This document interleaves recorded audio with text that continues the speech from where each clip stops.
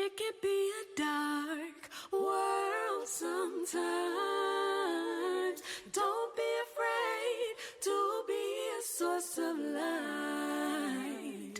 It can be a dark world sometimes. But don't be afraid to be a source of light. Peace, good people. Peace. How you feeling? I'm feeling good. How you feeling? Feeling good. Thank you for tuning in to another episode of Soul Affirmations on the Black Love Podcast Network. That's with right. Felicia and Karega. With Karega and Felicia. And the listeners. And the listeners. Shout out to y'all. Yes. Thank you, Riga, for the intro. We started and we were thinking about Black Love slipped off his lips because it's on my shirt. Shout out to Black Love. It's in his home. It is. And for making room to let it shine, if you will, right? Like this is so dope that we're able to just talk about and be about Black love. Yeah, it's amazing. Yeah. Like storytelling in the Black experience. Ah, right? so special, so rich. Well, I'll jump into the affirmation that I selected for today. And I selected this affirmation for myself, and it was really hard for me to select for myself, I'm going to be honest with you. And it made me realize that it is hard to put into practice these affirmations when you are challenged. Mm-hmm. But I guess that is the practice. Mm-hmm. As I'm scratching my head, like you see me, I got my feet right on the top of my head because I'm wrestling with it. But I will submit to it. I'll lean into it as a practice because we are here for what? Reference. Okay. So I'm with you. If you have your soul affirmation text, and I saw there was a brother, he got his text this week. He did. And he said he can now participate. I gotta shout him out. Yeah, you have your text. You're going to turn to page 52, and you'll find that it reads, "Today I will be kind to myself and others through the practice of patience. I will breathe deeply to commit to this intention." So today I will be kind to myself and others through the practice of patience. I will breathe deeply to commit to this intention. And this one, I went with this one. I'm going to read the other one that I also was going to select real quick because they both were for me. Be patient with yourself. It takes time and deep breathing to see the bigger picture. So these both just jumped out to me, and I'm going to be completely honest and transparent. I was having a difficult time coming into the space today, largely because when I am planning to do something with Kamali now, I make so much of an effort to be on the time that I'm saying I'm going for. And when I miss the mark, it becomes difficult because I have worked so hard to make the mark. So it's like I keep missing this damn mark, even though I'm trying so hard. And Karega could see it on my face when I came to the space. He was like, you know, is something going on? You know, something wrong? And I could have easily been like, no, I'm good. Right. And not say anything. But I went ahead and I told him how I was feeling. And I think that was good that you made room for me to do that. The first thing he told me, though, y'all, was take a deep breath. And honest to God, I was just kind of like, I took a small breath. I took a small breath. I didn't want to take a deep breath. Okay, first of all, like, who wants to hear that when... Oh my God. After I explained to him like how I was feeling, that this did not... I'm not feeling good right now about this. Take a deep breath, Fee. Hey, y'all, I'm laughing. Keep your little deep breath. I'm laughing so hard because when I say this is real time. This is real time, right? I took a small breath. I took a small breath.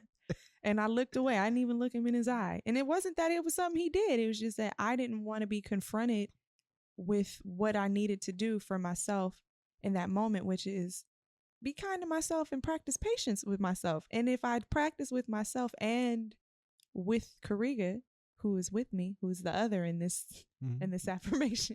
My favorite part is during you read this affirmation, I'm thinking about who you've been around today, right? And I'm thinking to myself like, hey, this is only about It's us. her, It's me, or just Kamali. yeah. And It's just us right three. now, I don't think this is about Kamali. No, it ain't. And I was rolling, but I again, it it takes time and deep breathing to see the bigger picture.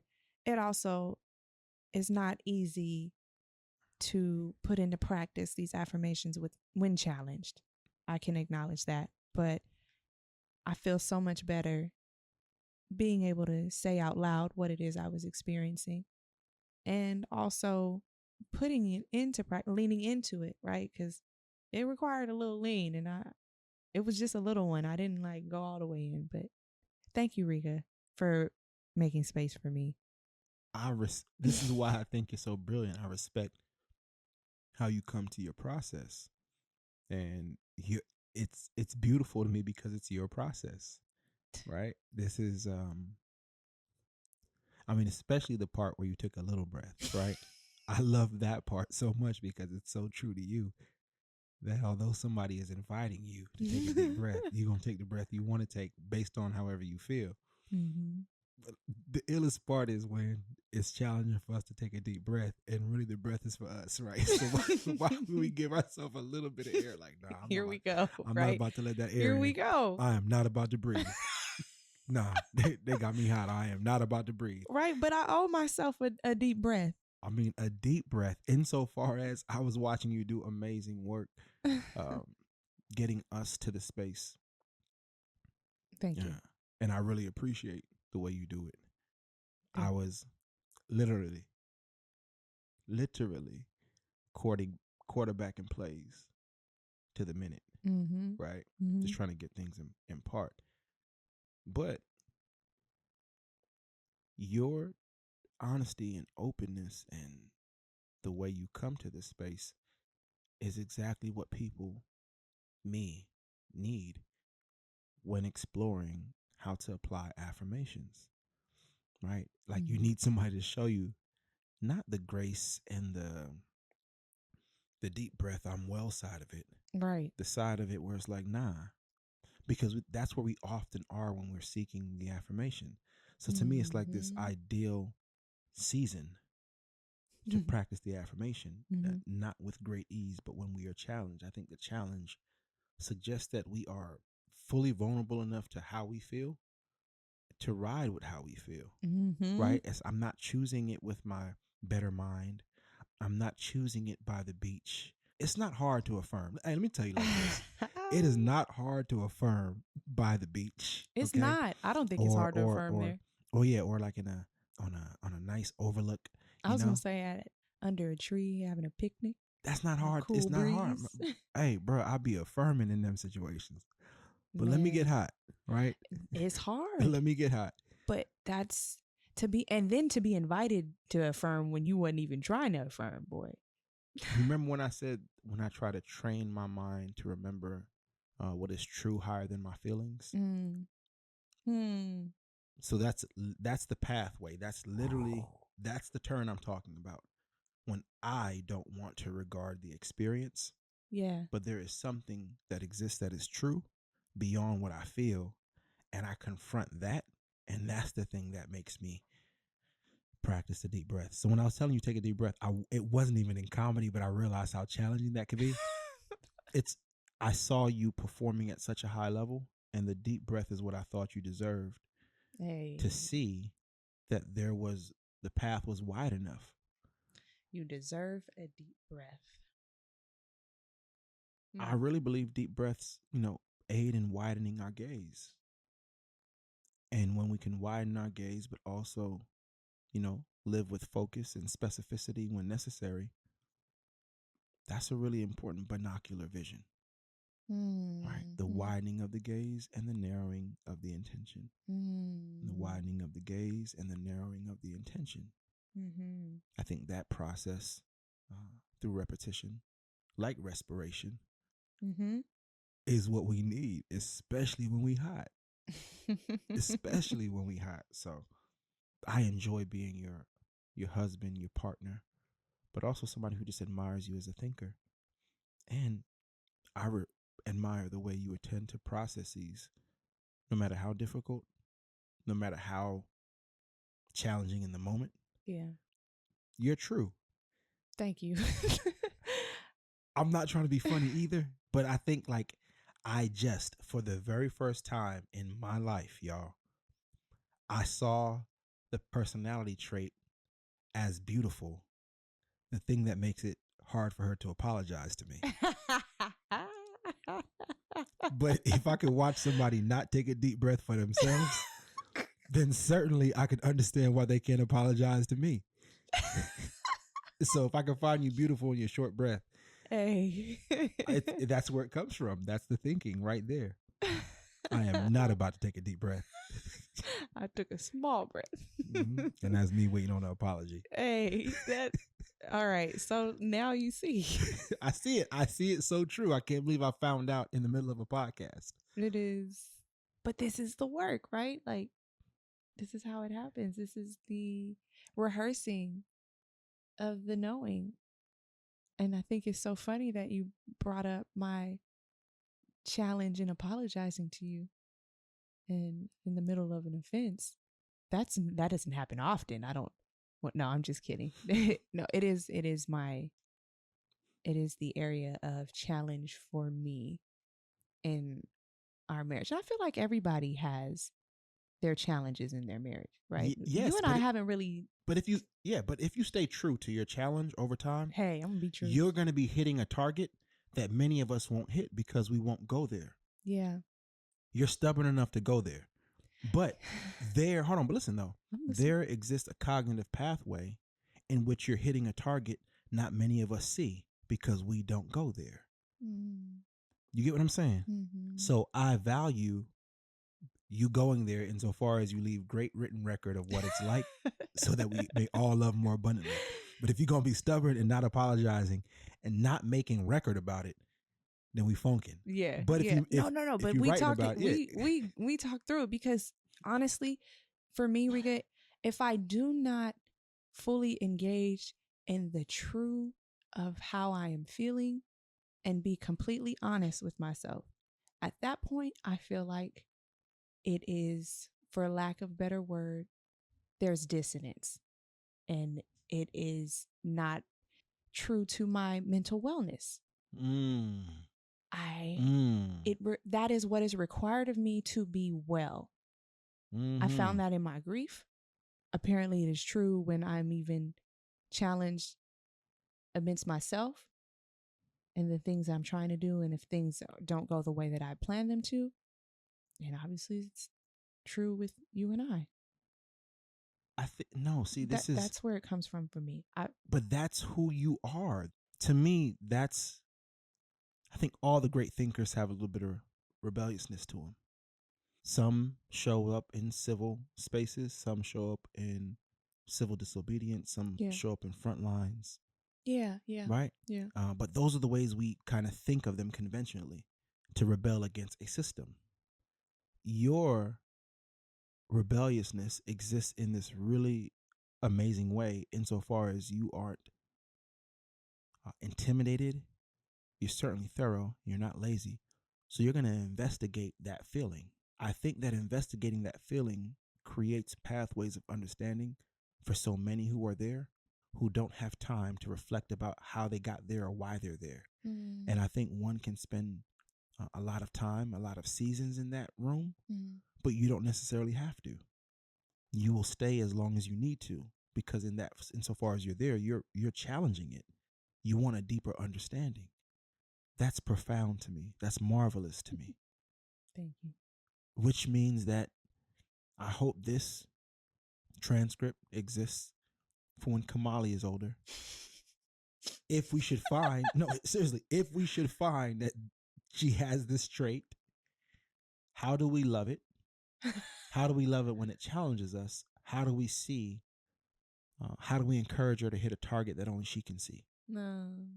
Because each room, each place we go, each battle we experience, there's learning there, right? We're not just there for no reason. So there's a target there. Right. And you just have to hit your target when you're there. And I really feel like this is going to be this space where I learned so much more about your voice, and the world learns so much more about your voice, because finally somebody is showing up willing to address that space that so many of us experience. Mm. It's actually, there isn't an evolved human being who just doesn't experience it. We all do. Some get stuck there, some wait it away, but they don't know how it comes back or how it keeps coming back. But you might expose some of that. The reason why I told you about what is the truth higher than me, it's just because the feelings I've had to confront. And once I've confronted those feelings, I'm talking about revenge. Ooh. All right. So that feeling has come to me so strongly so many times, and I've had to confront that feeling with something more powerful than just that feeling. Ooh. But so I just remember that practice and I carry it into all spaces, right? Because revenge is a form of a conflict within self. And most of the things Yeah. that challenges us are conflicts within self. They're just not at the same scale of revenge. Right. So I actually just keep that with me, right? It helps Mm. me deal with people. It helps me deal with the moment. It helps me not get too hot in small offenses, Mm. because Wow. if I get too hot, I know the trouble there. I know how many times I've held back. Mm. So whatever day I end up pulling my sword and using it, it has to be clear choice. Mm. Mm-hmm. But often I find myself in a more meek posture, not a weak one. It's a very, very strong sword. It's very, very precise. I just don't have the right to use it. Mm. But that's just, those are notes from what I've learned in revenge, right? Right. And how that has informed how I love. It's a crazy reference when you really look at, like, where did this practice of love start for me? It started on the far spectrum. Ooh. That's how I got here. Not many people want to go to where I've been to get this value. But again, it was because I took notes in that room. And when I saw the target, I started hitting the target. And it created this pathway of thinking for me. So I challenge you, whatever room you find you go to when you're stubborn, make note of it. You might just be freeing so many other people, not just yourself. So I told you, I'll respect your pace if you make a note of it. If you make a note of it. And that's really what I want for all of us, right? In the path of loving more abundantly is to make note of the process. Ooh. Wee. There's a story. We're all a running record of a story. A running record. And if we don't share that record, then you might find gaps in the transcript. Mm. Right? Mm-hmm. Mm-hmm. Gaps in the transcript.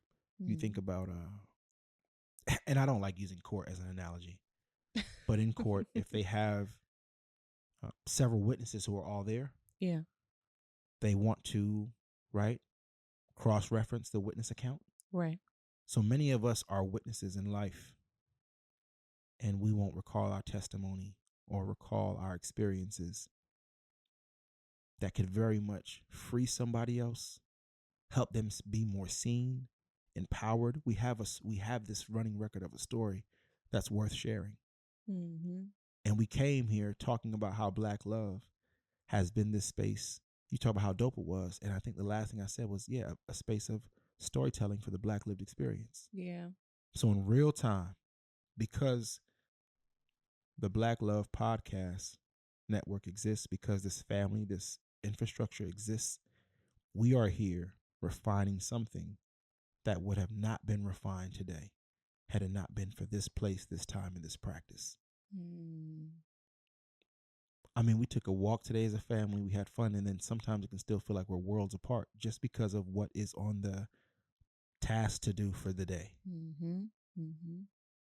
And you were feeling very overwhelmed in the task of getting to the here, Mm-hmm. right? And I'm using every minute I can to secure what is to happen in the weeks to come. And here we are, afforded with an opportunity real time that hopefully informs somebody else's practice about when the affirmations are applicable, how they challenges us, how they create opportunities for us to grow and love more abundantly. This is crazy. And this was not planned. Not in the least bit. I said I find the beauty in the character trait that makes it hard for you to apologize to me. I've never said that. Y'all heard it. It's documented. I never even thought I would say that, because that is when I'm most challenged, right? Yep. When I want an apology from you and I seem like, okay, it's really right there. It's right there. It's got to be the next option. It's multiple choice with only A and B. Come on, hit the target. But seeing the thinking, because you got to remember this, I know you love me even when you don't apologize when I want you to. It's not a reflection of your love. And that's important too. Well, it's very important to remember, to recall upon. To recall, to know, but hopefully more couples can feel this way and realize it hasn't been said. I also know there are some offenses where you don't feel very loved.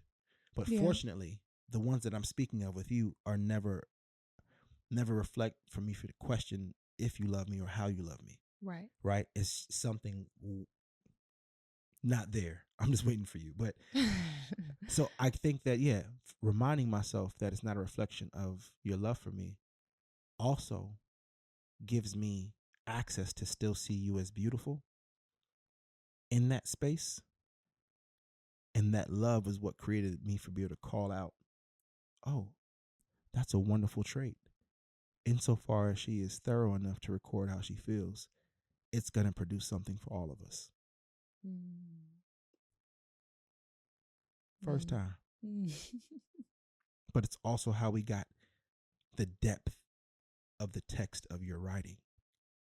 Because of how you waited, because of how you investigated, because how you didn't let anybody else's calendar or clock inform when your answers would come to you.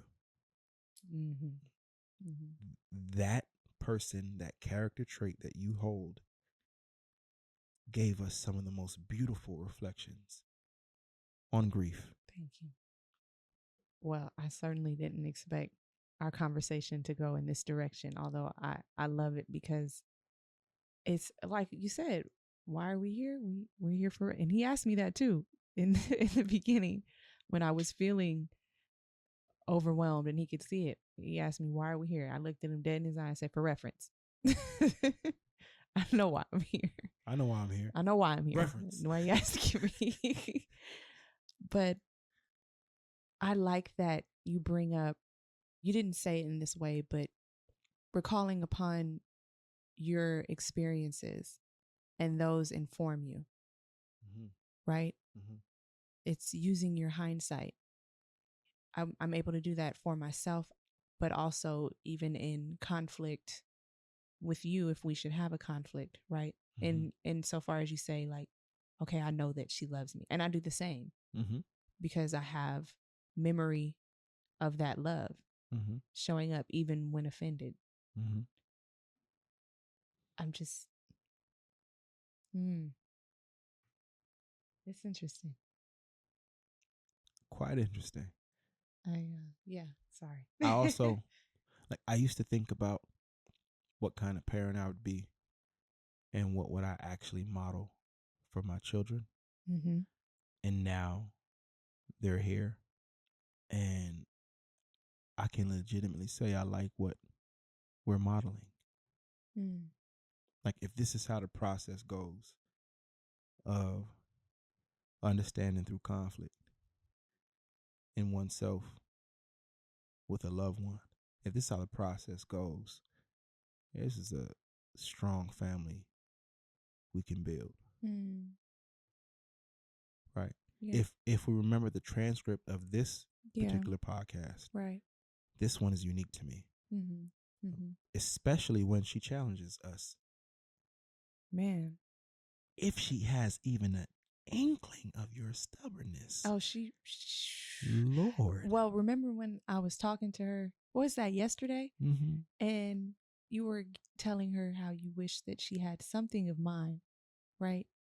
I hope you have some. I forget what it was, but we were in the parking lot at Nugget, and I kept trying to tell her what I wished that she had, and she wouldn't let me get a word in. She wouldn't let me get a word in. And every time she just started talking. Uh-huh. But what I was trying to say is that I hope that she has your reason, but I never could get it in. So now I'm worried. I'm concerned that she may not. I think she's got it. Her eyebrows tell me she has it. On the real, this makes me really think about like how people, my people, families, Black families, people that come from where I come from. Mm-hmm. I didn't grow up with a membership to a health club. Right, I didn't have access to spas. Right. I remember once my coach took me after a soccer game. We went to like a day spa. The whole family went. What? Yeah. And that's also where I learned the word suffice.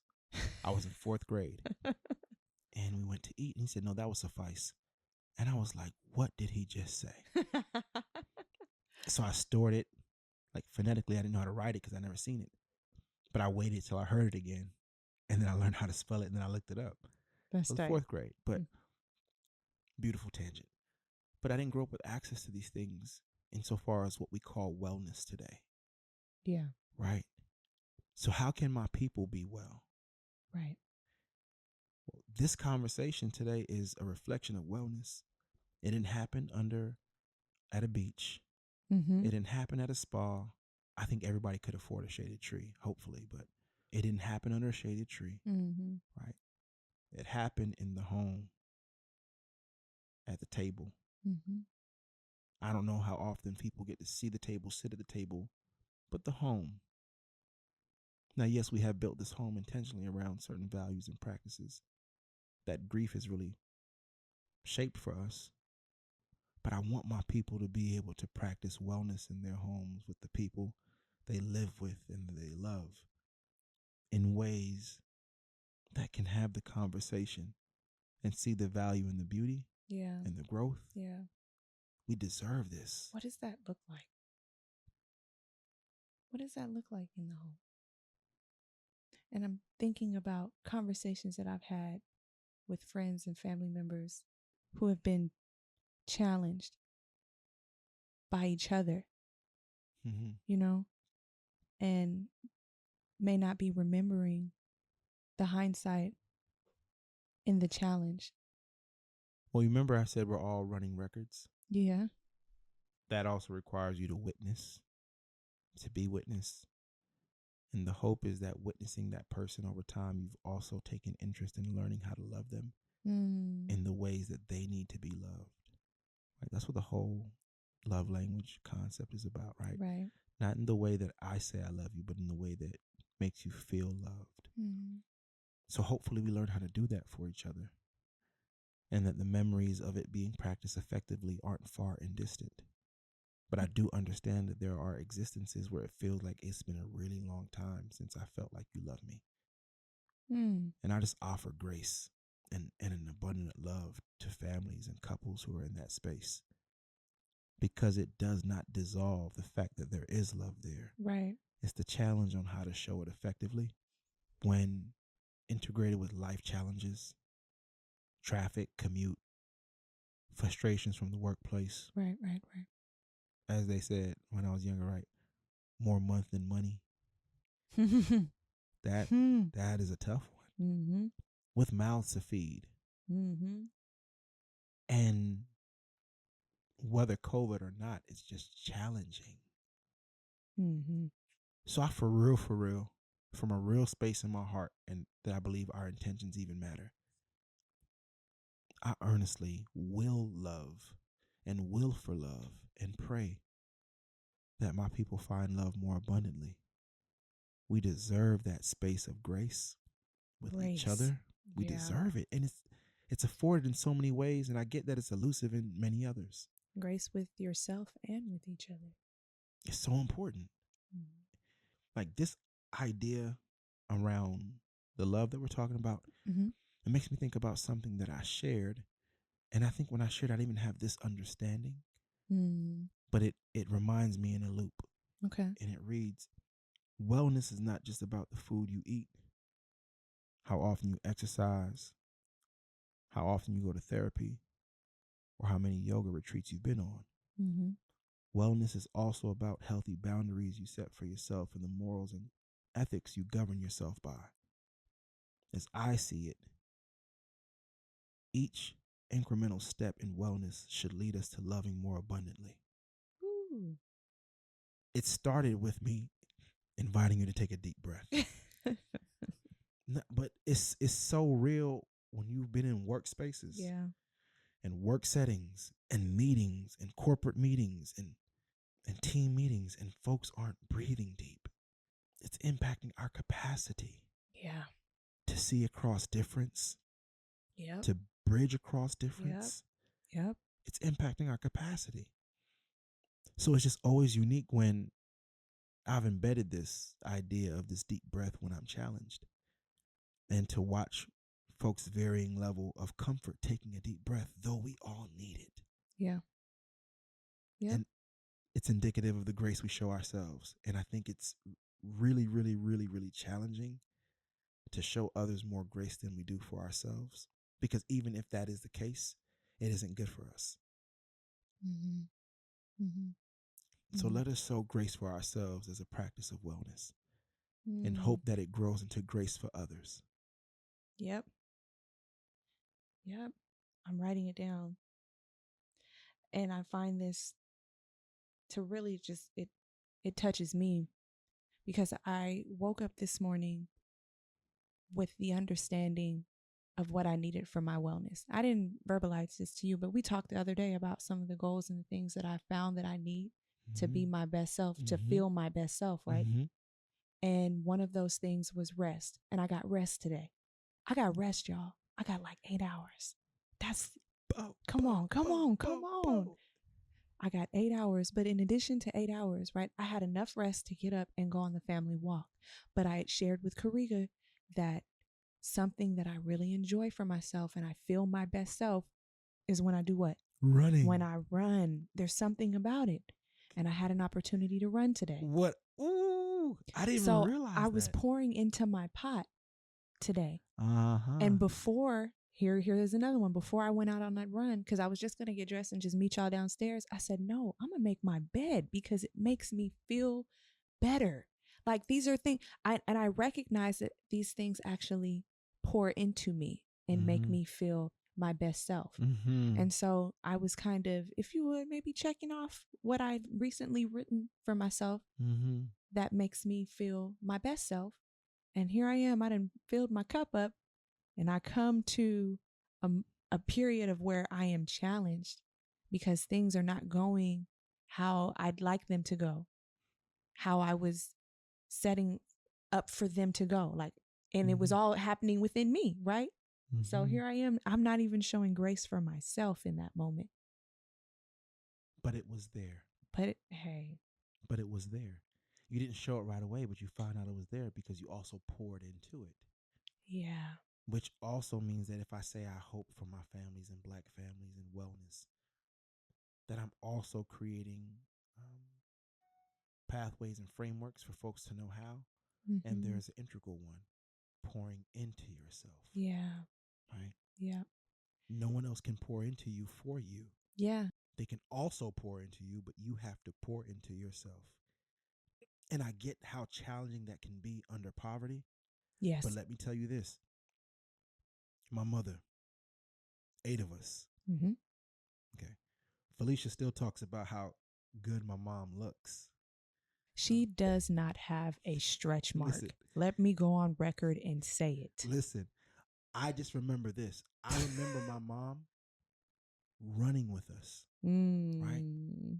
Our foot races. Yeah, she was outside too. And you had to be like around a certain age before you can beat her because she was still fast. And I'm just now saying this as an adult, like, wait, you were outside running with how many kids? Like, I don't even see parents do that anymore, right? My mom used to be at the foot races. Yeah. In the street. Outside in Sacramento, I imagine. And in Brooklyn, which both places are hot during the summer. But it's amazing. And I remember she used to do sit-ups in the living room all the time. Like, we all learned how to do sit-ups watching my mom. But my mom wasn't like a fitness mom. It wasn't even like a fitness at all. My mom has never even been to a gym. I try to get her membership. Like, she's not like a gym rat. My mom is not. It wasn't that type of level of fitness. I just think that she spent quality time with her children. And although she had a lot of children, it helped keep her young because she spent quality time with us as best as she could. Right? Yeah. So let that also just like, let me just put that in my pocket, that perhaps if I play more with Kamali, that keeps me on a side of youth. Right? My mom, like, so I'm just thinking about, you said the connecting to running, but my mom poured into herself. That the issue was, we're talking about under poverty, but she poured into herself in meaningful ways. Yeah. Right? Yeah. You know, my mom, she had to get her prayer on. Right? Yeah. And I don't know, it doesn't matter what we thought we needed. You're not asking for nothing during prayer. Right? You know how challenging that is? Like, she praying again. I know she about to pray a long time. Challenging that is. She about to pray a long time. God, why you gonna have her pray so long? But all these things, so I'm just looking at across my life and in my life right now of mothers pouring into themselves and how that it aids to the wellness of the household. Yeah. I thank you for investigating your feelings real time. I thank you for the brilliance that you do it with, the precision. I really enjoy watching you in this way. And I really, really, really enjoy the report outs because there's so much good there. Thank you, Rika. So I guess to close this episode, I will pick the other affirmation that I've already read, but we can read it again because it takes practice. And it takes rehearsing the knowings, as we talk about. And it's on page 60, and it simply reads, be patient with yourself. It takes time and deep breathing to see the bigger picture. Be patient with yourself. It takes time and deep breathing to see the bigger picture. I note the smile on my face today as I am in the space of practicing this with ease. And I challenge myself to have the same smile on my face when I am challenged reading this one in difficulty. All right? Because I took a deep breath today and I reframed today and I feel good about this affirmation. But there's been days where it hasn't. And my challenge for myself is to smile in the same manner with the confidence that it's all working out for our good. I'm with you on that. I'm going to join you. Big ups. Yeah. Thank y'all for tuning in to another episode of Soul Affirmations with Felicia and Karega. Karega and Felicia. But we're going to ride with you today because you were courageous in jumping in the fire. Thank you to the listeners who create this space of safety and reference. Thank you to the community that continues to share this with new listeners and new experiences. I really hope y'all put this one in the pass around plate. I hope this episode gets into homes, gets into hearts, and shows up in the way we're treating one another. Yes. I'd like to thank our executive producers, Cody and Tommy Oliver, our producer Crystal Hill, editor Masu McLemore, and every single heart that follows this podcast, shares this podcast. Yes. Big ups to y'all. And if you like what you hear, and if you want to be a part of discussion, feel free to reach out to us, write us a comment, and you can even ask us a question, whatever it is that you might want us to talk about. We love feedback. We love hearing from our followers. May we all love more abundantly. Peace.